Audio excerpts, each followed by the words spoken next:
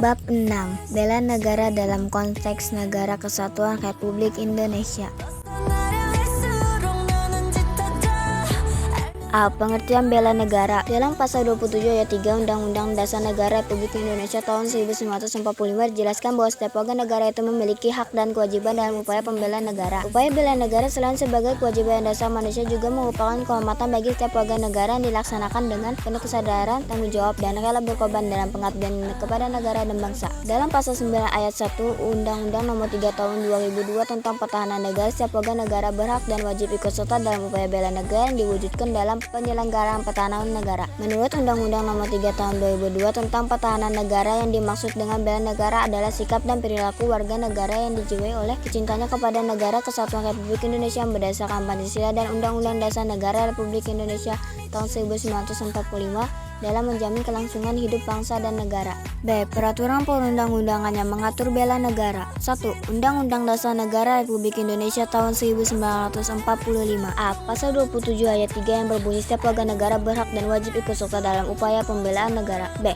Pasal 30 ayat 1 yang berbunyi tiap-tiap warga negara berhak dan wajib ikut serta dalam usaha pertahanan dan keamanan negara. C. Pasal 30 ayat 2 yang berbunyi usaha pertahanan dan keamanan negara dilaksanakan melalui sistem pertahanan dan keamanan rakyat sementara dan Tentara Nasional Indonesia dan Kepolisian Negara Republik Indonesia sebagai kekuatan utama dan rakyat sebagai kekuatan pendukung. D. Pasal 30 ayat 3 yang berbunyi Tentara Nasional Indonesia terdiri atas Angkatan Darat, Angkatan Laut, dan Angkatan Udara sebagai alat negara bertugas mempertahankan, melindungi, dan memelihara keutuhan dan kedaulatan rakyat. E. Pasal 30 ayat 4 yang berbunyi Kepolisian Negara Republik Indonesia sebagai alat negara yang menjaga keamanan dan ketertiban masyarakat bertugas melindungi, mengayomi, melayani masyarakat serta menegakkan hukum. F. Pasal 30 ayat 5 yang berbunyi susunan dan kedudukan Tentara Nasional Indonesia, Kepolisian Negara Republik Indonesia, hubungan kewenangan Tentara Nasional Indonesia dan Kepolisian Negara Republik Indonesia di dalam menjalankan tugas-tugasnya. Syarat-syarat keikutsertaan warga negara dalam usaha pertahanan dan keamanan negara serta hal-hal terkait dengan pertahanan dan keamanan diatur dengan undang-undang.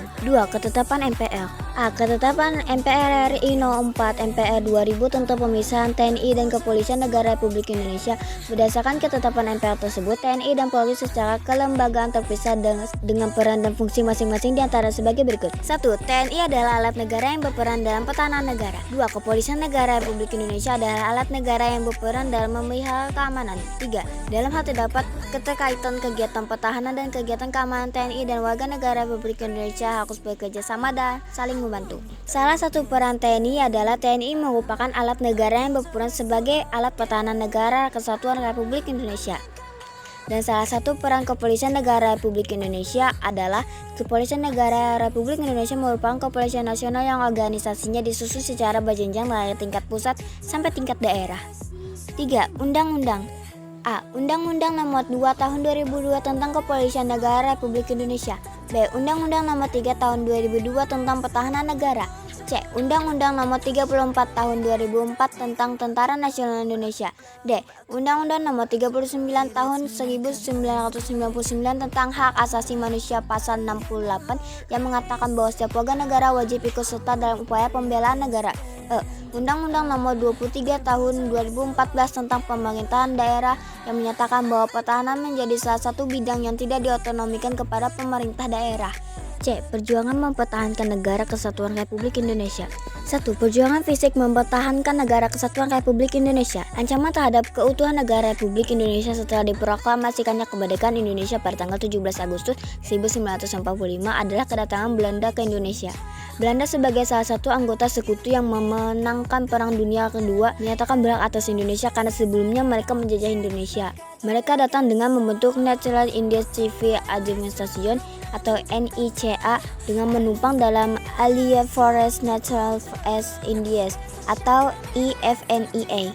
A. Insiden bendera di Surabaya. Pada tanggal 19 September 1945 di Surabaya terjadi peristiwa insiden Surabaya. Insiden ini bermula dari beberapa orang Belanda mengibarkan bendera merah putih biru pada tiang di atas Hotel Yamato Tunjungan. Tentu saja tindakan ini menimbulkan amarah rakyat yang kemudian mereka menyerbu hotel itu dan menurunkan bendera tersebut serta merobek bagian yang berwarna biru lalu mengibarkan kembali sebagai bendera merah putih. B. Pertempuran 5 hari di Semarang. Pertempuran terjadi mulai tanggal 15 Oktober 1945 sampai tanggal 20 Oktober 1945. Kurang lebih sebanyak 2.000 pasukan Jepang berhadapan dengan TKR dan para pemuda. Peristiwa ini memakan banyak korban dari kedua belah pihak, bermula dari kurang lebih 400 orang veteran Al-Jepang yang akan dipekerjakan untuk mengubah pabrik gula Cepiring Semarang menjadi pabrik senjata. Memberontak pada waktu dipindahkan ke Semarang, kemudian menyerang polisi Indonesia yang mengawal mereka. Dr. Karyadi menjadi salah satu korban sehingga namanya diabdikan menjadi nama salah satu rumah sakit di kota Semarang sampai sekarang.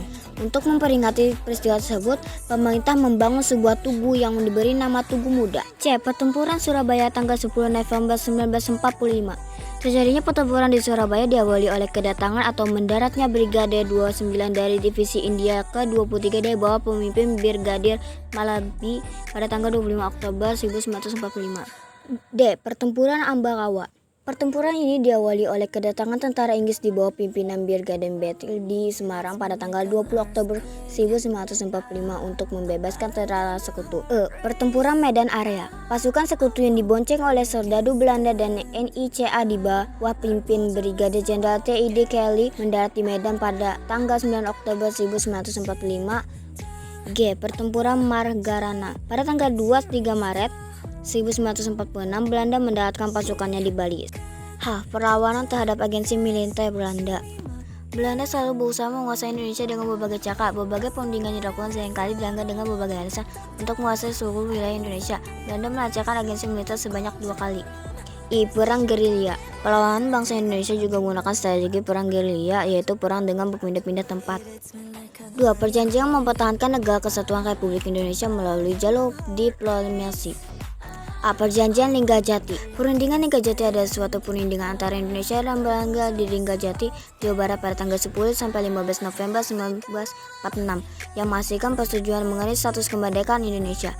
Hasil perundingan ini ditandai di Istana Kemerdekaan Jakarta pada tanggal 15 November 1946 dan ditandatangani secara sah oleh kedua negara pada tanggal 25 Maret 1947. B. Perjanjian Refinle. Perjanjian Refinle dan beda nama sebuah kapal perang milik Amerika Serikat yang dipakai sebagai tempat perundingan antar pemerintah Indonesia dan pihak Belanda dengan 3 negara Amerika Serikat, Belgia, dan Australia sebagai perantaranya. C. Perundingan Royan-Royan. Dalam perundingan Royan-Royan, pihak Republik Indonesia tetap berpendapat bahwa pengembalian pemerintah Republik Indonesia ke Yogyakarta merupakan kunci pembukaan untuk perundingan selanjutnya. D. Konvensi Meja Bunda. Konvensi Meja Bunda atau KMB yang berlangsung di Den Haag pada tanggal 23 Agustus sampai 2 November 1949 berhasil mengakhiri kontroversi fisik antara Indonesia dengan Belanda. 3. Ancaman terhadap negara kesatuan Republik Indonesia. A. Ancaman dari dalam negeri. Ancaman merupakan usaha-usaha pemberontakan darurat negara, keselamatan bangsa dan negara. B. Ancaman dari luar negeri. Ancaman dari luar negeri yang paling perlu diwaspadai pada saat ini adalah ancaman militer. Potensi ancaman dari luar negeri berbentuk ancaman non-militer, yaitu ancaman terhadap ideologi, politik, ekonomi, dan sosial budaya. D. Semangat dan komitmen persatuan dan kesatuan nasional dalam mengisi dan mempertahankan NKRI. 1. Upaya mengisi dan mempertahankan NKRI. A. Ideologi. B. Politik dan hukum. C. Ekonomi. D. Sosial budaya. E. Pertahanan dan keamanan. C. Pengabdian sebagai prajurit TNI dan Polri. 2. Perwujudan bela negara dalam berbagai aspek kehidupan. Upaya pembelaan negara pada dasarnya didorong oleh rasa cinta terhadap tanah air, sikap rela berkorban untuk kepentingan bangsa dan negara, serta mampu mendapatkan persatuan dan kesatuan. Juga keselamatan bangsa dan negara di atas kepentingan pribadi atau golongan. Ini adalah beberapa contoh partisipasi masyarakat dalam upaya pembelaan negara dalam berbagai bidang.